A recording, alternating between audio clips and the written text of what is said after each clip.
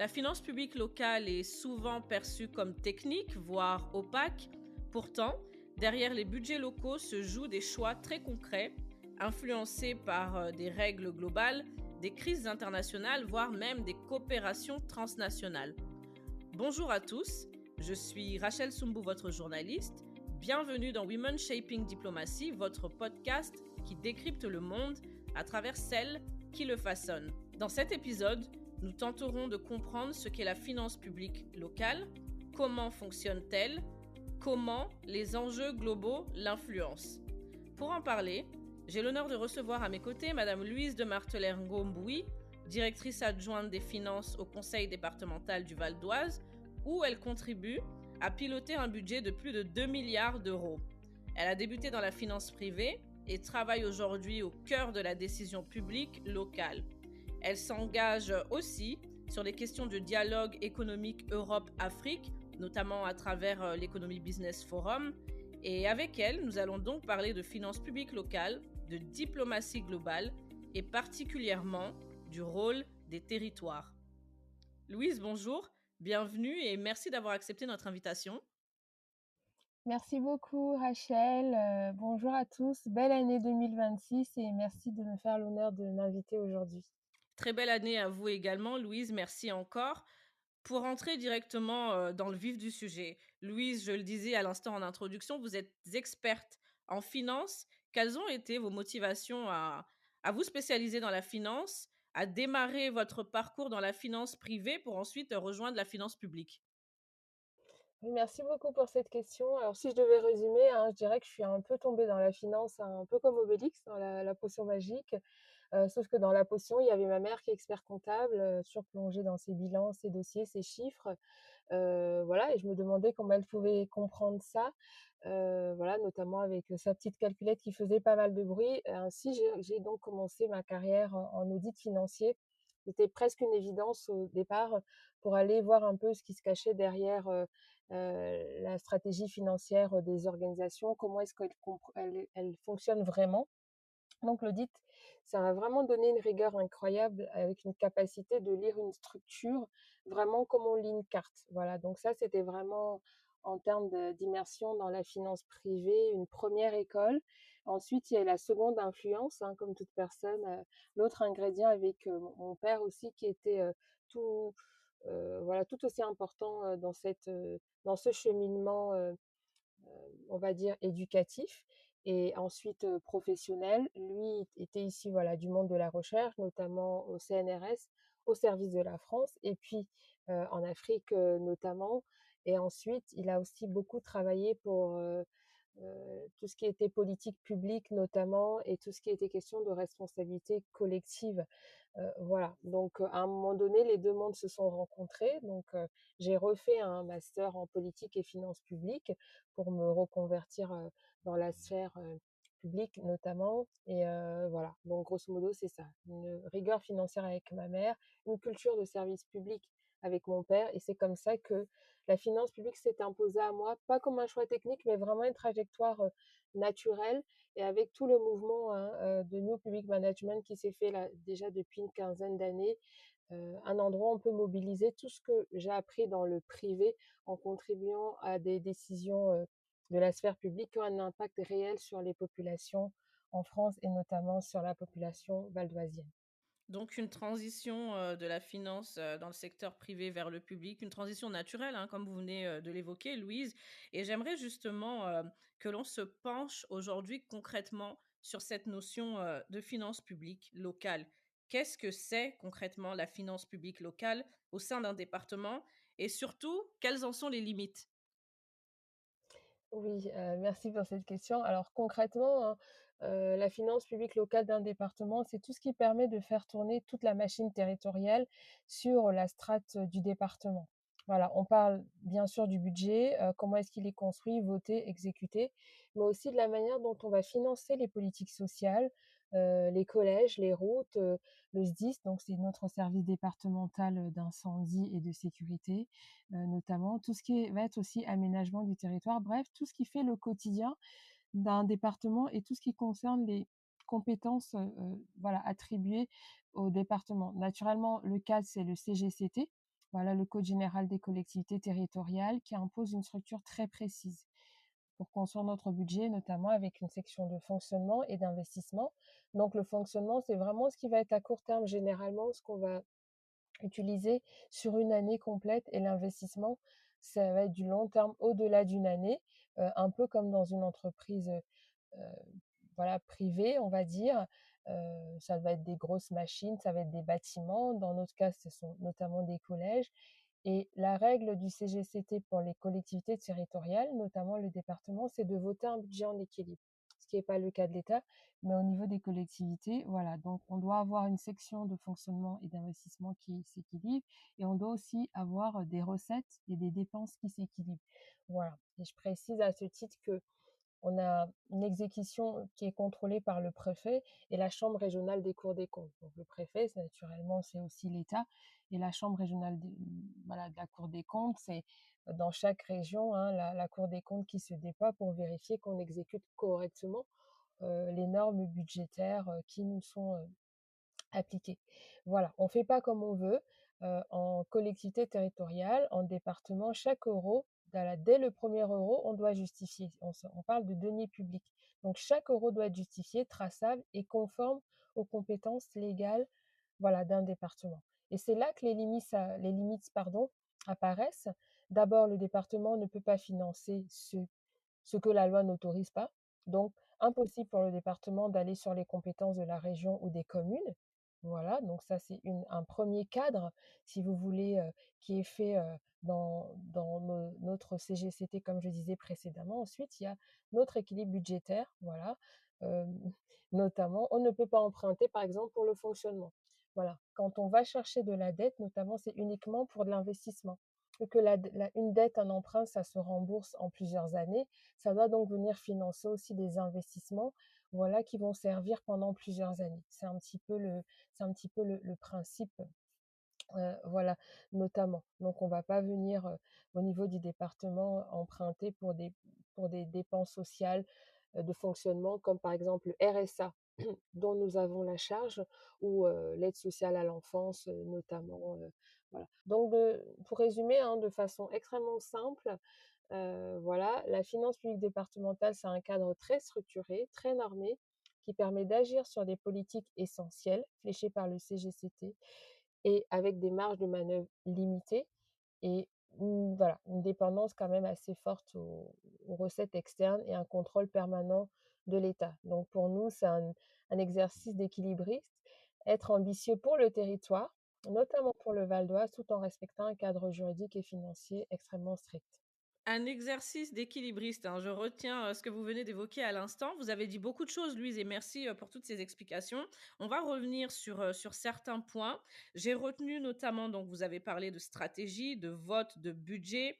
Vous avez parlé de conformité avec des acteurs, notamment tels que la préfecture ou d'autres acteurs. Et tout ça, en fait, justement, nous emmène à la question de savoir aujourd'hui, lorsqu'on parle de finances départementales, comment aujourd'hui se prennent concrètement les décisions budgétaires. Qui est-ce qui s'assoit autour de la table pour décider et quels sont les éléments qui pèsent en fait le plus dans les décisions? Je donne un exemple. Tout à l'heure, vous avez parlé de politique sociale. Si aujourd'hui un budget doit être voté pour une politique sociale, concrètement, quel est le processus? Oui, merci beaucoup, Rachel, voilà, pour cette question, notamment sur comment est-ce que ça se passe en termes de processus quand on parle de finances départementales, qui est-ce qui décide et tout. Naturellement, nos décisions ne tombent pas du ciel, hein. Voilà, il y a effectivement, comme on a parlé, comme j'ai expliqué un peu tout ce qui était CGCT, on a des règles particulières, voilà, notamment. Déjà, je voulais rappeler, voilà, les décisions financières qui changent la vie des citoyens sont celles qui touchent euh, leur, voilà, qui touchent les services, hein, du quotidien.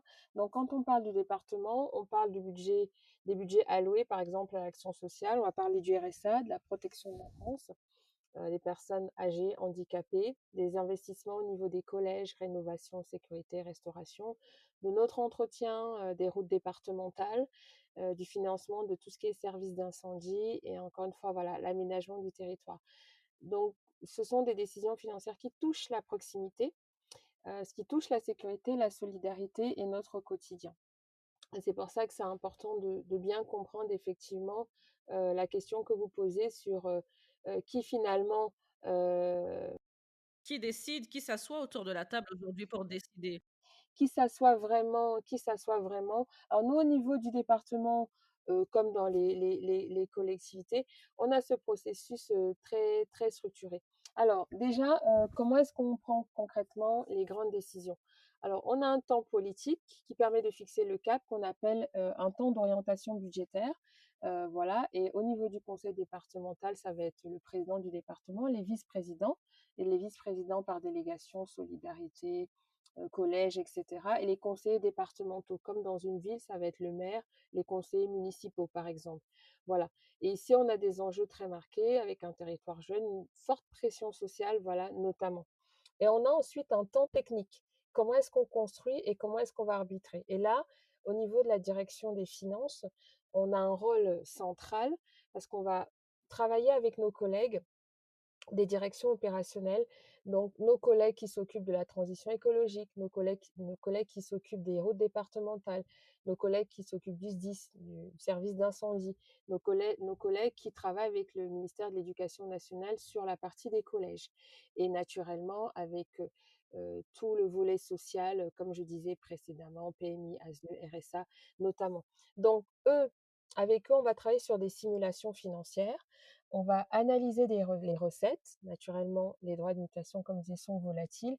On va essayer de voir quelle va être notre trajectoire d'autofinancement entre nos recettes et nos dépenses et éventuellement faire des scénarios d'emprunt pour les investissements à long terme. Et en fonction de tout cela, on va faire des propositions d'arbitrage entre besoins et soutenabilité, entre besoins opérationnels et soutenabilité financière. C'est là que se construit en fait ce qu'on appelle le budget primitif, qui est le premier budget, et ce qu'on va appeler aussi le PPI, qui est le plan pluriannuel des investissements. Ensuite, on va avoir le temps démocratique, qui va être le temps du vote. Et donc, ce budget, il fait des allers-retours entre les opérationnels et nos élus. Voilà. Ensuite, on arrive à un consensus et le budget est ensuite voté en assemblée départementale. Une fois qu'il est voté, il engage juridiquement la collectivité pour faire des dépenses et naturellement recouvrer des recettes. Voilà un petit peu déjà sur ce calendrier avec ces 3 temps, temps politique pour fixer un cap, temps technique pour construire et arbitrer et temps démocratique pour voter. Et qui s'assoient autour de la table. Naturellement, on a nos partenaires au-delà de ce que j'ai expliqué précédemment en interne avec les élus et les services opérationnels. On a nos partenaires institutionnels, la préfecture pour le contrôle budgétaire. On a la CAF, on a l'ARS, l'Agence régionale de santé, le ministère de l'Éducation nationale. On a aussi les intercommunalités et les communes, puisque voilà, le département du Val d'Oise, par exemple, on est sur 1 400 000 habitants à peu près. On a beaucoup, beaucoup de communes et quelques intercommunalités. Et naturellement, on a un lien quotidien avec eux. On a nos partenaires bancaires, nos partenaires européens, le Fonds européen, notamment le FEDER. Et on a aussi nos partenaires techniques avec lesquels on travaille plus spécifiquement au niveau de la direction financière. Ça va être les agences de notation, par exemple, ou certains autres experts indépendants financiers. Donc, voilà, un département comme le Val d'Oise est vraiment très interconnectés avec une coordination qui est vraiment essentielle. Voilà. D'accord. D'accord. Alors, donc vous avez très bien résumé, Louise, merci, c'était très clair. J'aimerais revenir, néanmoins sur un point. Donc hormis, toutes les simulations financières que vous réalisez, hormis tous les scénarios, d'emprunt que vous avez évoqués, concrètement aujourd'hui, quels sont les signaux que vous surveillez en priorité pour vous assurer, en fait, de rester dans un équilibre financier sain et avec quels outils? Pour maintenir un équilibre sain dans un département comme le Val d'Oise, je vais surveiller en priorité 3 grands blocs d'indicateurs. Le premier bloc, ce sont, les recettes réelles de fonctionnement, donc elles représentent chez nous à peu près 1,5 milliard pour notre département, dont 40 proviennent naturellement des dotations et compensations de l'État. C'est un ratio en fait qui est crucial parce que il y a vraiment une forte dépendance avec certains aléas, comme j'ai dit précédemment. On va aussi être attentif à tout ce qui est, dynamique des recettes fiscales, également, qui peuvent, voilà, qui peuvent varier. On a un deuxième bloc qui correspond au bloc des dépenses de fonctionnement, voilà, avec une forte rigidité, notamment vu qu'on a à peu près 50% de charges de personnel et 50% à peu près sur les dépenses sociales, voilà, notamment avec la conjoncture économique, pardon, que nous connaissons, sont des dépenses au niveau du volet social qui peuvent croître de 3 à 5% par an. Donc, ce sont des signaux qu'il faut vraiment anticiper car ils pèsent directement sur notre capacité d'autofinancement, notamment. On a un troisième bloc qui est la solvabilité et la capacité d'investissement.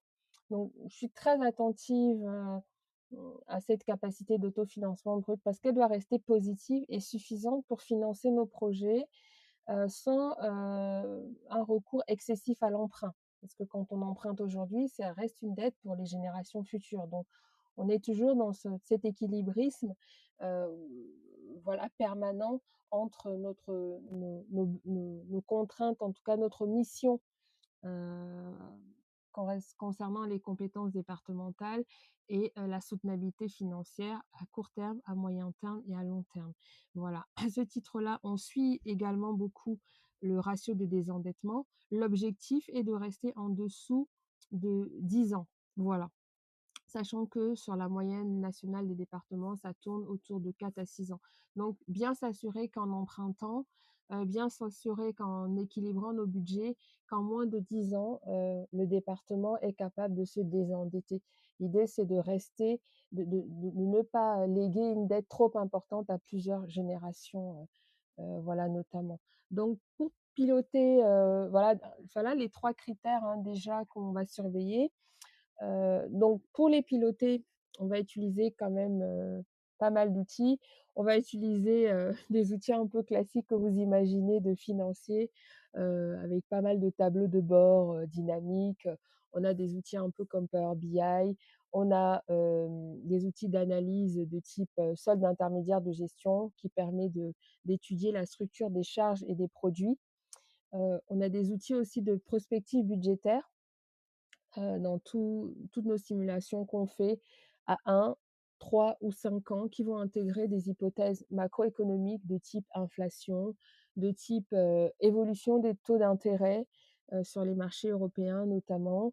Ce sont des outils qui nous permettent de simuler des scénarios, qui nous permettent d'anticiper parfois l'impact de certaines réformes, comme la loi de finances, comme l'ajustement des dotations, voilà par exemple avec quelques éléments automatisés qu'on peut avoir, qui nous permettent de générer des alertes en fonction d'une variation à la hausse ou à la baisse de tels critères, de pouvoir faire des notes de temps en temps à nos élus, à notre administration en disant attention.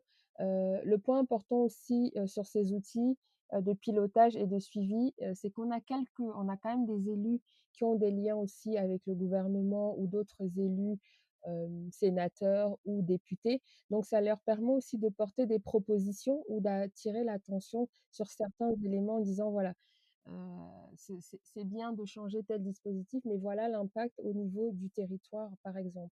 En résumé, pardon, notre rôle au niveau de l'analyse financière d'un département, c'est d'avoir une vision claire, réactive pour sécuriser la trajectoire financière du conseil départemental tout en maintenant notre capacité à investir voilà, dans tout ce qui est politique publique prioritaire. Voilà, donc moi, dans ma mission de directrice adjointe des finances, j'essaye de mettre en cohérence une stratégie budgétaire minutieuse qui s'appuie sur des données publiques. Voilà, notre budget, les, le ministère des Finances, des outils digitaux performants, voilà, et un pilotage prospectif extrêmement rigoureux pour garantir notre solvabilité. Alors, Louise, permettez-moi de resituer un peu, hein, le contexte, pour notre audience aussi qui nous écoute. Donc nous avons expliqué ce qu'est aujourd'hui, donc la finance publique avec, le périmètre. Donc vous nous avez expliqué donc tout ce que cela implique, la finance publique locale. Vous nous avez expliqué également, comment se prennent les décisions en interne, quel processus, quels sont les acteurs assis autour de la table. À l'instant, nous venons d'évoquer donc les critères et les outils de pilotage et de suivi pour, pour prendre vos décisions. Et j'aimerais à présent, en fait, Louise, que nous puissions analyser en quoi aujourd'hui les règles globales, les crises internationales et encore les dynamiques européennes influencent la finance publique locale. En quoi l'intelligence économique, au sens de la veille, j'entends, au sens de l'anticipation et de la compréhension de l'environnement, est-elle indispensable dans la finance publique locale? Alors je vais commencer, merci, voilà, pour cette question. Je vais essayer d'y répondre de façon progressive en commençant naturellement par, l'importance, de l'intelligence économique en finances publiques, locales. Voilà, pour moi, l'intelligence économique est devenue indispensable, hein, dans ce domaine de finances publiques locales parce que nous sommes de plus en plus dans un environnement voilà, qui est stable et qui doit être prévisible. Donc un département aujourd'hui est exposé à des décisions qui se prennent à Paris, à Bruxelles ou parfois à Francfort. Donc ce qui peut bouleverser une trajectoire en quelques semaines. Voilà, notamment donc je vais donner un exemple, hein, dans la pratique, on est on était en train de finaliser une prospective financière, tout était effectivement calé, fixé et là, la Banque centrale européenne, la BCE, annonce une hausse rapide des taux directeurs pour lutter contre l'inflation. Donc en quelques jours, le coût de l'emprunt a changé, donc nos marges de manœuvre se sont réduites et il a fallu revoir l'ensemble de notre stratégie d'investissement. Donc, sans veille active sur les signaux envoyés par la BCE, nous aurions été pris de court.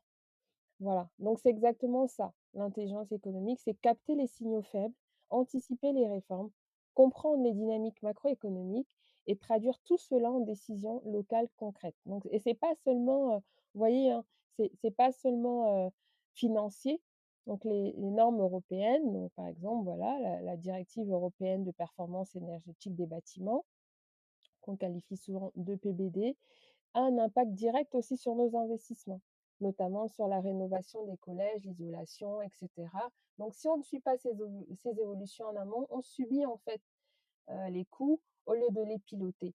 Donc l'intelligence économique, c'est ce qui permet à une collectivité de ne pas être spectatrice, mais actrice, et qui donne réellement un coup d'avance, voilà, sur nous, au niveau du conseil départemental, sur notre gestion, sachant qu'on a à peu près 40 à 60 collèges, qu'on a des bâtiments administratifs, des centres médicaux, et cetera.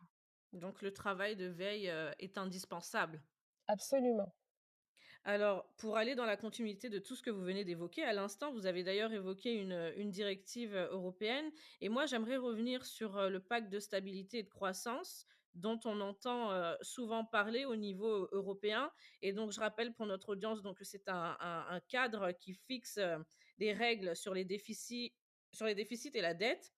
Concrètement, Louise, comment est-ce que ce cadre européen, vous avez évoqué la directive, le pacte de stabilité et de croissance, comment ce cadre européen se traduit-il aujourd'hui dans les décisions financières locales? Alors, OK, oui, effectivement, ce cadre européen, comme je disais, les décisions se prennent à Paris, à Bruxelles ou Francfort. Alors, bon, je vais commencer par là pour arriver à ce qui va nous à notre actualité. On va faire un entonnoir dans notre cadre, au sein de l'Union européenne, même si effectivement nos départements, hein, ne sont pas directement soumis aux règles européennes. Ils évoluent dans un environnement fortement structuré par des cadres macroéconomiques européens. Heu, ce cadre, comme vous le dites, ce cadre budgétaire et financier, le PSC, le pacte de stabilité et de croissance, c'est le cadre central de la discipline budgétaire en Europe. Il impose aux États membres un déficit qui est inférieur à 3% du PIB. Je crois que très souvent vous entendez: «Attention, le budget n'a pas» et voilà, on va venir à notre actualité pour, chuter, par rapport à cette excellente, question de Rachel. Donc on a effectivement cette règle de déficit qui doit être inférieure à 3% du PIB et la seconde règle, c'est effectivement, une dette publique inférieure à 60%.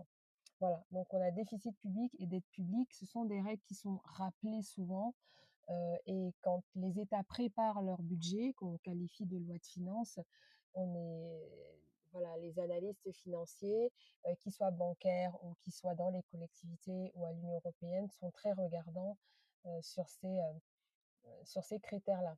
Et donc, quand un État prépare son budget, naturellement, en fonction des dotations qu'il va verser au département, ça va venir impacter heu ces critères de déficit ou de dette. Donc c'est pour ça que je parlais d'un impact plutôt, indirect. Ensuite, il y a effectivement notre programme, il y a le programme de stabilité. Donc chaque année, en fait, la France va transmettre à Bruxelles un programme de stabilité qui va fixer la trajectoire, des finances publiques nationales. Donc là, on est sur un programme 2024-2027, voilà, avec des prévisions de croissance et des objectifs de redressement des comptes publics.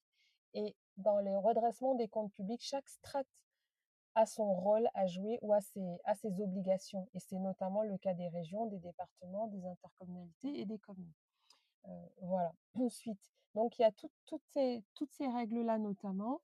Heu, bon, j'ai parlé tout à l'heure des normes européennes sectorielles. On a les normes environnementales, on a les normes sur les marchés publics, on a les obligations de reporting, donc les green budgeting par exemple, la taxonomie européenne notamment qui, nous, au niveau de nos bâtiments, on a impacté. Au niveau des taux d'emprunt aussi, on est impacté, notamment par la BCE, voilà, qui décide, hein, du coût de l'emprunt. La BCE, je rappelle, influence le coût de l'emprunt, donc la capacité de l'investissement des collectivités.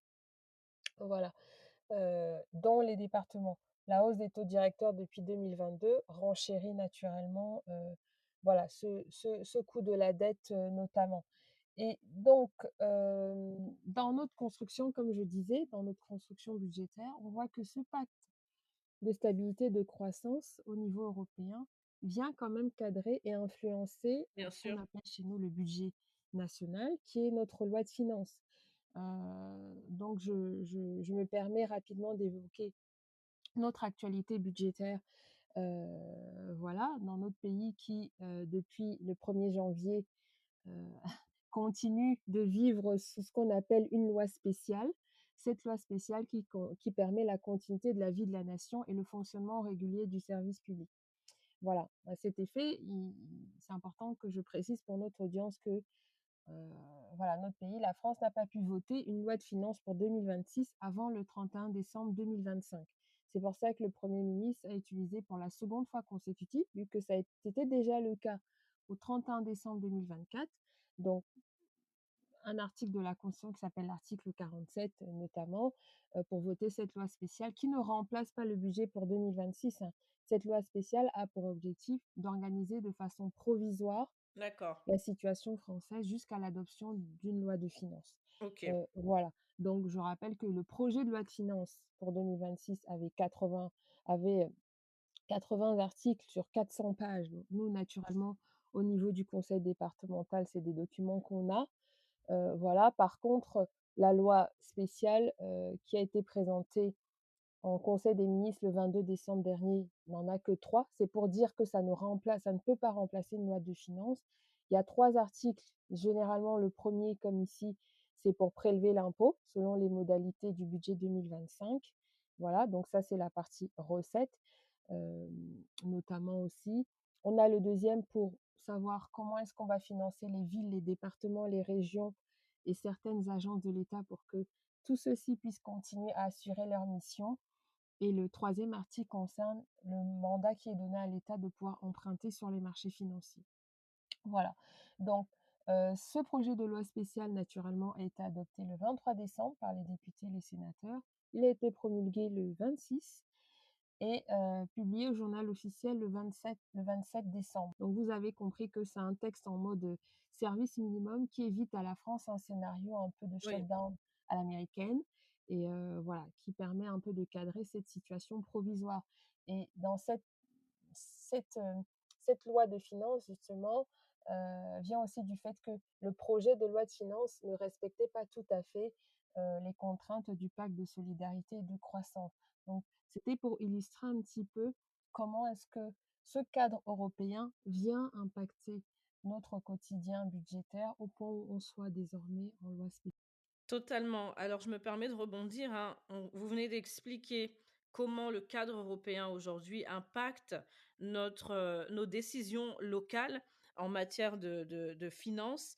Et tout justement, ça m'emmène à vous poser la question suivante. Louise, comment est-ce que vous, aujourd'hui, en tant qu'experte en finance, comment est-ce que vous décririez le rôle que jouent nos territoires au-delà de leurs frontières?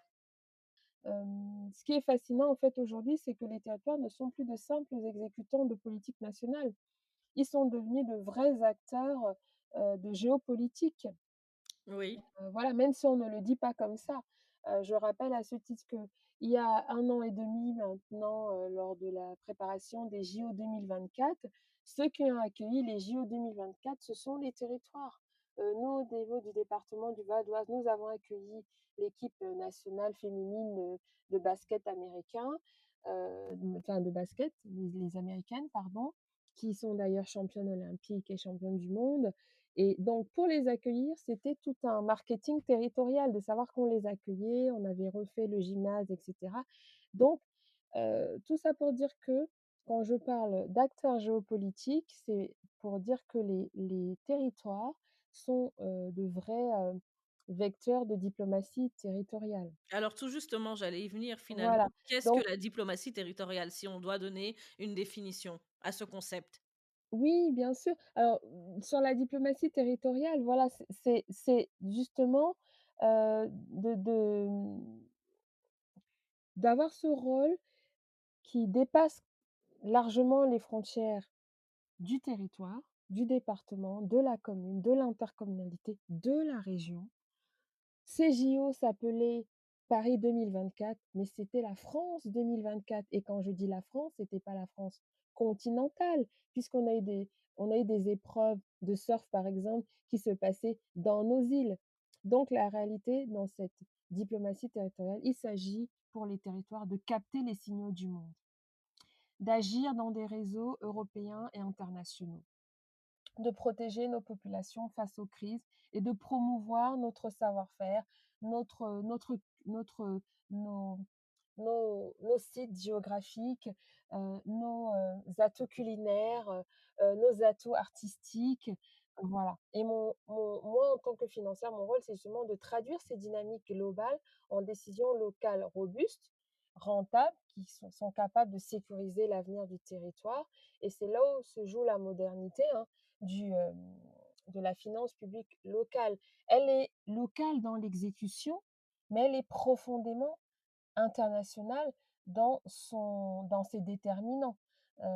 Donc c'est vrai que c'est important, heu, dans la progression de la perception qu'on a des territoires, de bien envisager les territoires comme de vrais acteurs de cette, diplomatie, voilà, de cette diplomatie territoriale. Au niveau européen, on a les fonds européens, notamment dans le cadre de ce projet, mais je redonnais l'exemple de Paris 2024. On va naturellement au-delà et de façon opérationnelle, on a aussi des projets plus concrets, entre certains territoires qui sont, encouragés même, dans le cadre de nos lois. Et justement, Louise, justement, vous évoquez un point, sur lequel je voulais, rebondir, puisque nous sommes en train d'aborder donc, le cadre, le contexte international. Aujourd'hui, comment les territoires se positionnent, hem, par rapport aux projets de coopération internationale? Je vais expliquer donc, le fond de ma pensée, hein. On a vu, concrètement, ces dernières années, on a pu observer que certaines collectivités s'engagent financièrement sur des projets à dimension internationale, sur des projets humanitaires ou encore, même des projets, liés à des contextes, de crise. Et parfois, donc cet engagement des territoires sur ce type de projet a pu susciter des débats publics. Et là, je pense concrètement aux subventions qui ont pu, être accordées, par exemple à SOS Méditerranée par décision du Conseil d'État ou encore, aux aides qui ont pu être pardon, octroyées, à l'Ukraine dans le contexte de la guerre. Donc ma question, comment aujourd'hui, en tant qu'experte, en tant que directrice adjointe des finances, Concrètement, comment est-ce qu'on explique le fait de soutenir des projets à l'international, parfois quand parfois les besoins locaux sont criants? Oui, excellente question. Une question essentielle parce qu'on parle de vie humaine, notamment et c'est une question qui revient souvent. Alors financièrement, soutenir des projets à l'international ne signifie pas négliger les besoins locaux. Ce sont 2 logiques clairement complémentaires. Vous avez parlé tout à l'heure de fonds européens également. Oui, voilà. D'abord, il faut comprendre que, les budgets dédiés à la coopération internationale sont généralement fléchés et encadrés par des conventions ou des partenariats stratégiques. Donc ils ne peuvent pas être réaffectés librement, aux dépenses locales. Ensuite, ces projets s'inscrivent dans une vision de long terme. Ils favorisent des échanges économiques, culturels, technologiques qui, in fine, c'est important, in fine, bénéficient aussi à notre territoire. Par exemple, développer des partenariats avec des villes ou des entreprises étrangères peut ouvrir l'opportunité pour nos PME, nos étudiants, de renforcer notre attractivité. Je prends un autre exemple. Là où se situe mon bureau, on est au niveau de Cergy. En face de mon bureau, nous avons l'ESSEC, qui a à peu près 38% d'étudiants euh, voilà, qui viennent de l'étranger, etc., dont certains sont souvent ont des gens dans leur famille qui ont des entreprises, etc. Donc, ça facilite aussi les échanges. Voilà, on a notre chambre du commerce et de l'industrie qui n'est pas très loin aussi, dans laquelle on a pas mal de personnes qui sont d'origine étrangère, voilà, notamment, et qui nous facilitent aussi ce type de partenariat. Donc, c'est aussi un gain pour renforcer notre attractivité. Ensuite, politiquement, c'est aussi une question de responsabilité et d'influence. Les collectivités territoriales, nous venons de le dire, ont un rôle à jouer dans la solidarité internationale et la diplomatie économique. Et donc, solidarité internationale et diplomatie économique, c'est ce qui forme notre diplomatie territoriale. Le terroir est d'abord essentiellement solidaire. C'est la, c'est cette fraternité qui nous rattache à une terre. Terre pas au sens géographique, comme je le dis précédemment. Paris 2024, ce n'est pas la Tour Eiffel. Voilà, c'est aussi des sites, dans les îles. Voilà, donc cela participe à la construction d'une image positive de la France, d'une image positive de nos départements et de nos terroirs, à la promotion de nos savoir-faire, à la création des réseaux qui peuvent générer des retombées locales. D'ailleurs, voilà, on a par exemple le réseau des maires ou des collectivités francophones. Voilà, et donc ça peut aller de Keur-Massar au Sénégal, au Val d'Oise, en passant voilà, par une région belge, par exemple. Voilà, et de travailler peut-être avec des étudiants sur des processus ou des projets qui les lient. Donc ça, c'est aussi important d'avoir cet aspect politique. Et bien sûr, tout cela doit se faire dans un cadre équilibré. Nous veillons à ce que ces actions n'entravent pas la réponse aux besoins sociaux, à nos besoins éducatifs et économiques des habitants valdoisiens ou des habitants en France. C'est un arbitrage permanent, mais il repose en fait sur une logique d'investissement stratégique plutôt que sur une dépense isolée. Voilà un petit peu ce que je pouvais dire sur cette logique combinée, complémentaire, et qui se veut, in fine, dans une synergie et un équilibre entre nos besoins et effectivement cette nécessité d'agir dans un milieu international. Alors, Louise, j'aimerais aller plus loin. Nous parlons de coopération internationale et je ne peux m'empêcher, hein, aujourd'hui, de faire, ce focus Europe-Afrique puisque je rappelle que vous êtes, originaire du Cameroun et aujourd'hui, j'aimerais vraiment que vous puissiez aussi nous partager, vraiment votre regard, sur les pratiques relatives, aux finances publiques dans un contexte européen et dans un contexte africain. Quels sont les points communs aujourd'hui que vous pouvez observer, ainsi que les différences et la manière dont la finance publique est utilisée.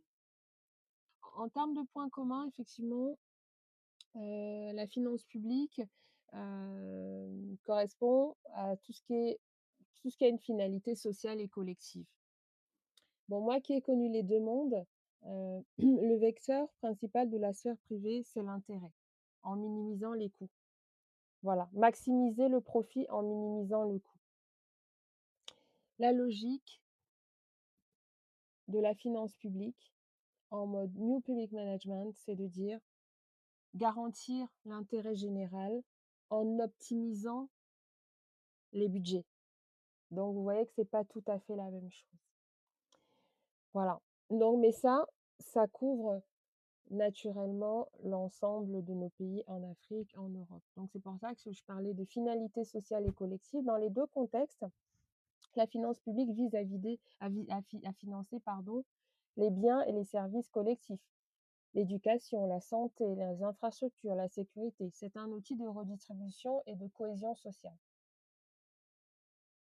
Voilà. Nous avons également un cadre normatif et de contrôle. Donc on a ces 2 systèmes qui vont reposer sur des règles budgétaires et des principes de gouvernance et de transparence. On a des budgets votés, on a un contrôle externe par la Cour des comptes et des audits, on a une obligation de rendre compte aux citoyens.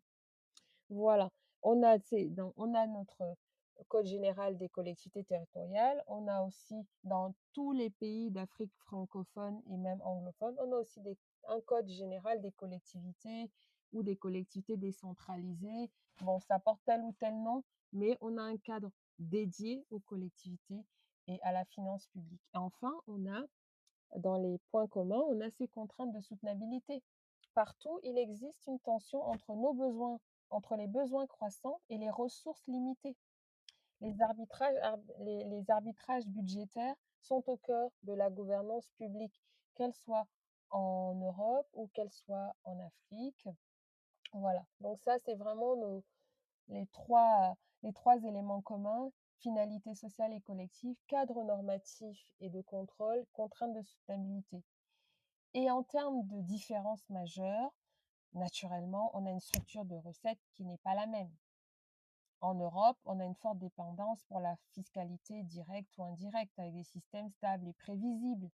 Voilà, on sait qu'on a tant d'entreprises, voilà, peut-être au niveau de la défense, ces entreprises-là vont payer telle ou telle taxe. Voilà, on a des prévisions à peu près fiables.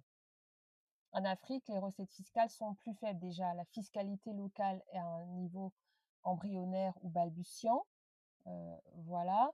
Et on a plutôt une forte dépendance aux ressources naturelles et à l'aide extérieure. Ça va être le cas notamment au niveau de la région des lacs, au niveau de l'Afrique centrale, voilà, notamment, on va dépendre du pétrole, de choses comme ça. Alors qu'en termes de recettes fiscales, on est à peu près en moyenne à 15% du PIB contre 40 ou 45% en Europe, par exemple. Donc, on n'a pas la même structure de recettes. Ensuite, en termes de capacité d'investissement, en Europe, on a des budgets qui sont beaucoup plus importants. Donc, il y a un accès plus facile à des marchés financiers développés et donc une meilleure capacité d'emprunt à des taux bas. En Afrique, la marge de manœuvre est limitée, les coûts d'emprunt forcément sont plus élevés et donc il y a aussi une plus grande dépendance aux financements internationaux de type Banque mondiale, FMI, bailleurs bilatéraux, FD, GZ, etc. Voilà. Donc ça, c'est aussi, cette difficulté, en termes de capacité d'investissement. Comme aujourd'hui, bah, moins vous avez l'air solvable, plus cher peut vous coûter l'emprunt, quoi. C'est un peu cette règle, qui s'applique ici en termes de capacité d'investissement. Ensuite, on a aussi une différence, là, en termes de priorité et de temporalité. En Europe, l'accent est mis sur la transition écologique, l'innovation, la compétitivité. En Afrique, on va davantage parler de priorité à l'accès aux services essentiels, eau, santé, éducation, assainissement, infrastructures de base, la mobilité, enfin, tout ce qui est les routes, etc. Et tout ce qui est résilience aussi face au choc, le climat, la sécurité alimentaire notamment. Donc finalement, chaque continent a ses priorités, chaque continent a ses réalités. Oui, chaque continent a ses priorités. D'ailleurs, on n'a pas la même culture de la coopération. En Europe, la coopération décentralisée, c'est souvent perçu comme un levier d'influence et d'attractivité, en Afrique, c'est plus perçu comme un moyen d'obtenir des transferts de compétences ou de financement. Et c'est pour ça que moi, dans un regard croisé, Oui, je vois bien que la finance publique est davantage pensée comme un instrument de régulation et de stabilisation économique. En Afrique, c'est davantage perçu comme un outil de développement et de transformation structurelle avec une forte dimension partenariale et internationale. Bon, dans les 2 cas, la question clé reste la redevabilité. Comment garantir chaque euro ou comment garantir chaque franc CFA dépensé pour créer de la valeur pour le citoyen? Et pour finir, sur ces convergences et ces divergences, je tiens quand même à rappeler qu'on parle quand même d'une dame qui a plus de 2000 ans, voilà, qui est la Dame Europe, voilà, sur une certaine scène et qui a déjà, eu pas mal d'effets d'apprentissage, là où l'Afrique va subir, plusieurs chocs en même temps.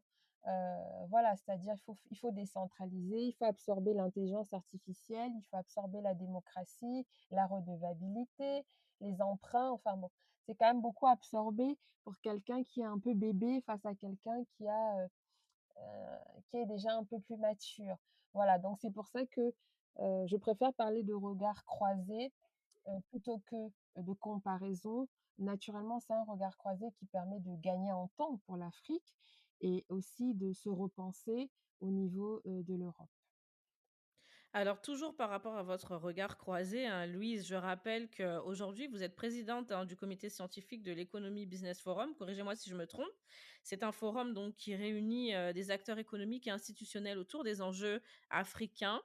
En quoi aujourd'hui, Louise, ce type d'initiative contribue-t-il, selon vous, à structurer tout justement des coopérations plus équilibrées, vous l'avez évoqué tout à l'heure, entre, les territoires européens et africains et notamment donc sur cette question, des finances, sur le plan financier de manière générale?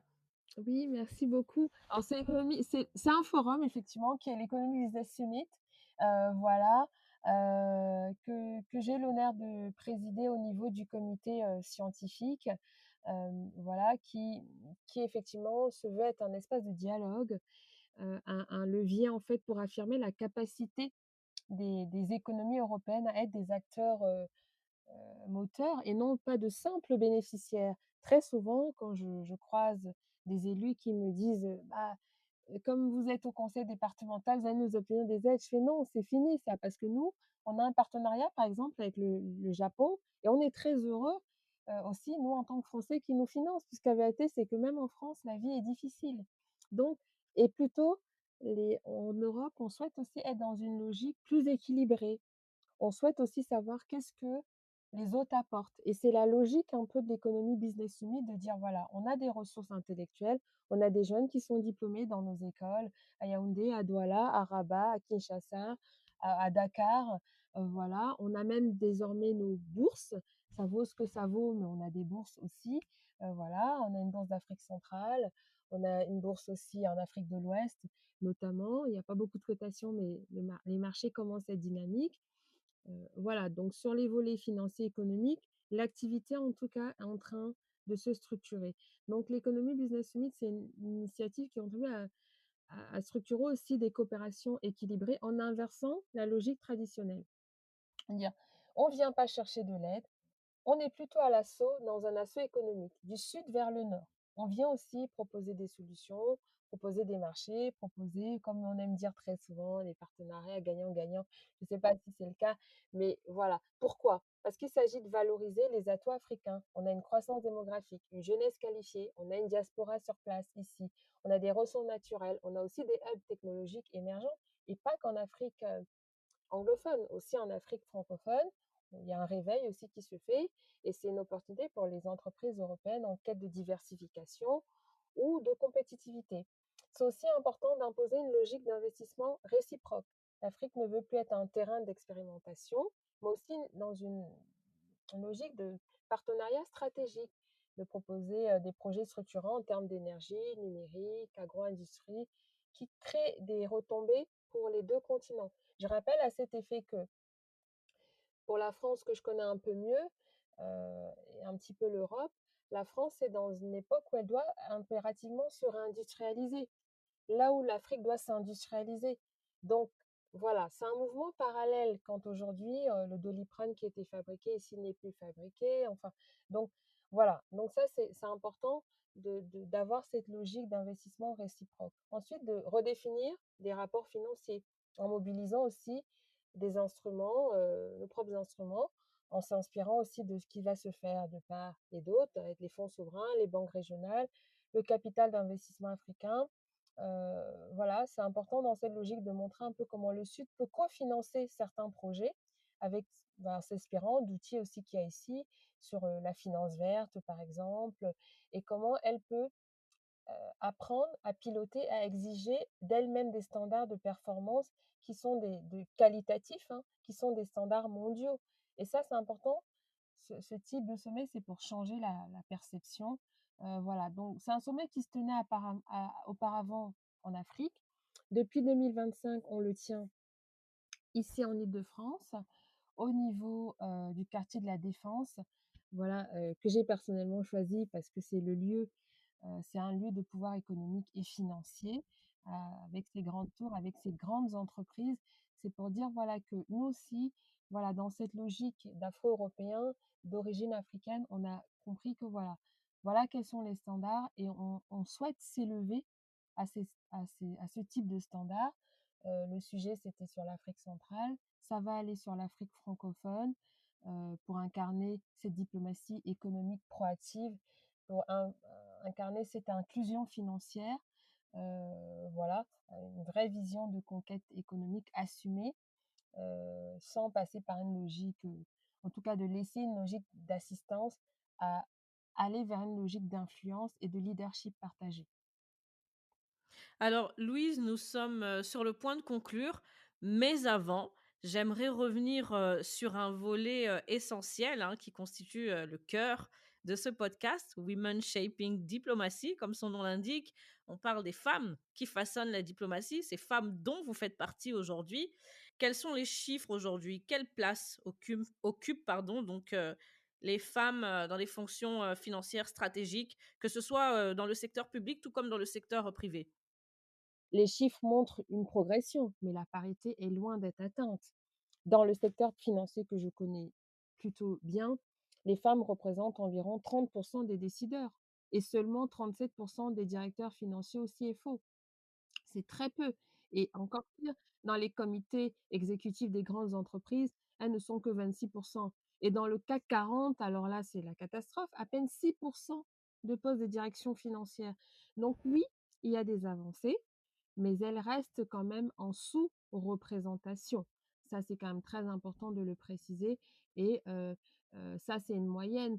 Naturellement, il y en a un peu plus dans le secteur public, voilà, qui est plus accessible aux femmes, mais un peu moins dans le secteur, privé. Toutefois, vous voyez que, par exemple, pour revenir sur ce que je connais aussi, pour faire toujours le pont entre public et privé, au niveau, de la région Île-de-France, on a, quelques départements, et on a quand même la plupart de nos départements sont administrés par des hommes, et on n'a qu'une seule femme présidente, c'est au niveau du Val d'Oise, mais les 7 autres sont des hommes. Voilà, pour vous dire que là aussi, on avance, mais un petit peu, voilà, un petit peu difficilement, et en tant qu'aussi, les personnes un peu, qui sont liées à la minorité, on va dire, bah, là, on touche un angle mort, quoi. Parce qu'en France, il y a pas vraiment de statistiques officielles, d'origine ethno-raciale, mais je vais peut-être parler un petit peu de mon expérience, et en termes de réseau, hem les femmes, africaines, heu, voilà, dans les fonctions financières, stratégiques, sont quand même quasiment invisibles, voire très, très rares. Voilà, dans les grands groupes, peut-être elles représentent moins de 1. Donc il y a une double barrière, c'est-à-dire genre et origine parfois. Voilà, ça se traduit, voilà, souvent par un accès limité au réseau, aux opportunités de mentorat, aux possibilités, heu, voilà, possibilité. Voilà, moi personnellement, je sais que en tant que, personne afro-européenne, j'ai souvent été à des réunions où j'étais la seule haut fonctionnaire, et voilà, une des rares femmes. jeune femme et parfois une des rares fonctionnaires. Donc effectivement, que ce soit en finances publiques ou en finances privées, voilà, quand je commençais en cabinet d'audit, chef de mission, j'avais une équipe de 4 garçons et quand j'arrivais chez le client, généralement, on demandait à un garçon: «Alors comment ça se passe?» et puis les garçons étaient obligés de dire: «Non, mais c'est Louise qui est chef de mission». Pour vous dire la perception, quand bien même vous avez ce poste, la perception n'est pas toujours immédiate, quoi. Voilà, donc mais bon, hem en tout cas, la diversité, c'est pas une question d'équité, c'est une question de performance, hein. Les études le prouvent, hein. Voilà, je tiens quand même à le préciser. Des conseils plus mixtes améliorent la qualité des décisions financières. D'avoir des femmes aussi, voilà. D'avoir des femmes dans des positions, importantes dans les fonctions financières, ça facilite la gestion des risques et naturellement, ça contribue à la performance ESG. Quand on n'a pas de diversité de genre, d'origine ni de parcours, généralement, on prend des décisions dans une bulle homogène. Voilà, donc je pense qu'on a plusieurs parcours de personnes, de femmes. On peut prendre l'exemple heu, voilà, on a quand même Élisabeth Borne qui a été majeure polytechnicienne, qui était première ministre. À la BCE, nous avons aussi une dame, Christine Lagarde. Nous avons on a quelques exemples quand même. On a Clara Guimard qui était chez Alstom, qui était une boîte, cotée au CAC 40 et qui est une dame qui a 8 enfants, hein, donc ça n'empêche pas de trouver l'équilibre en tout cas, dans ces hautes fonctions financières, voilà, notamment pour apporter une vision différente, une sensibilité aux marchés émergents et une capacité à penser hors des schémas, classiques, hein. C'est tout l'atout dans un monde globalisé. Donc, pour finir, hein, la finance ne peut plus se permettre d'être uniforme. Plus de diversité, pour moi, c'est quand même plus d'innovation, plus de résilience et une meilleure gouvernance quand même, quand on aura plus de femmes et de passer de 30 à au moins 50 voire plus. Et concrètement, Louise, à votre niveau, quelles sont les actions concrètes que vous menez justement pour avancer dans cette direction, comme vous l'avez évoqué à l'instant, à savoir plus de diversité, plus une meilleure représentation des femmes de manière générale et également une meilleure représentation des femmes racisées aussi? Oui. Oui, oui, merci. Alors, bon, moi, j'ai choisi de travailler, sur 3 leviers, sur lesquels je pourrais avoir voilà, commencer à avoir quelques petits résultats tangibles, on va dire.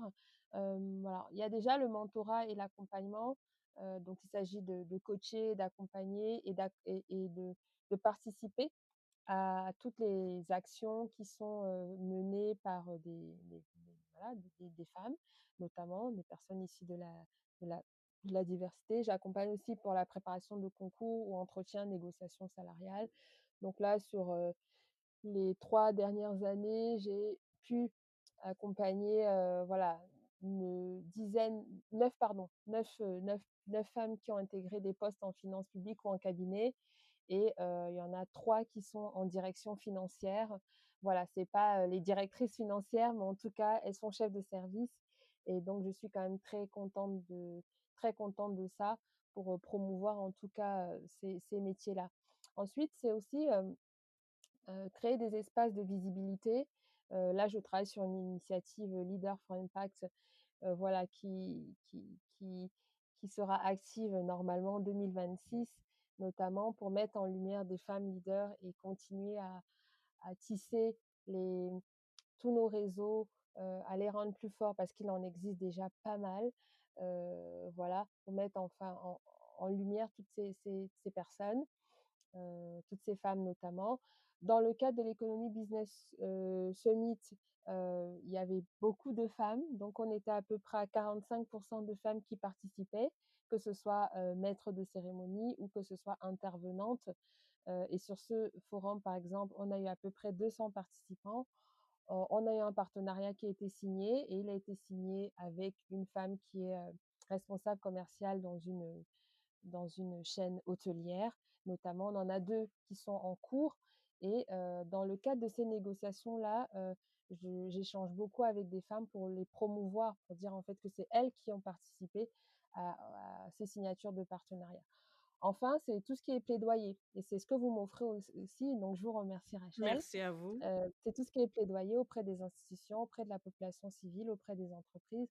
Donc voilà, donc je commence là depuis la fin d'année à essayer de toucher quelques directions ou comités de gouvernance, voilà, notamment dans le cadre de la dynamique que j'expliquais précédemment, voilà, pour travailler davantage sur cette mixité au sein des équipes financières, parce que j'ai mentoré une jeune fille en 2024 qui a cherché un poste désespérément à Paris, qui est finalement partie à Dubaï. C'est un peu dommage, mais bon, voilà.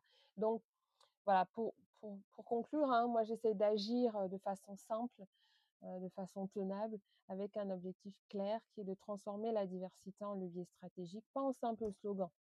Voilà, parce que je crois que chaque femme, chaque femme qui réussit doit ouvrir la porte au moins à 10 autres et que ça se multiplie comme un arbre à partie. Voilà, parce que la diversité, c'est vraiment pas une option, c'est un levier stratégique et chaque entreprise qui s'engage, voilà, à intégrer des filles, des jeunes femmes, des jeunes filles, quand vous avez des diplômés, donnez aussi la chance aux jeunes filles, voilà, donnez la chance aux jeunes femmes, aux femmes, quel que soit leur âge. Ces entreprises-là gagnent en performance, en image et en attractivité. Et je pense que le message est clairement passé. Nous arrivons donc au terme de notre échange. Merci beaucoup Louise pour cet échange, pour tous ces éclairages. Merci également donc pour votre regard financier sur ces enjeux locaux, européens et les enjeux africains. Nous l'avons évoqué. On a bien compris aujourd'hui donc la finance publique ne se résume pas qu'à des chiffres ou à des règles. Elle raconte des choix, des priorités, des équilibres et surtout la manière dont les territoires s'inscrivent dans un monde de plus en plus connecté. À vous qui nous écoutez, je vous laisse donc avec cette question. Quand des décisions financières locales ont aussi un impact à l'international, qu'est-ce qui compte le plus pour vous? La solidarité, les priorités locales ou l'équilibre entre les deux? Merci de nous avoir suivis. À très vite pour un nouvel épisode de Women Shaping Diplomacy, votre podcast qui décrypte le monde à travers celles qui le façonnent.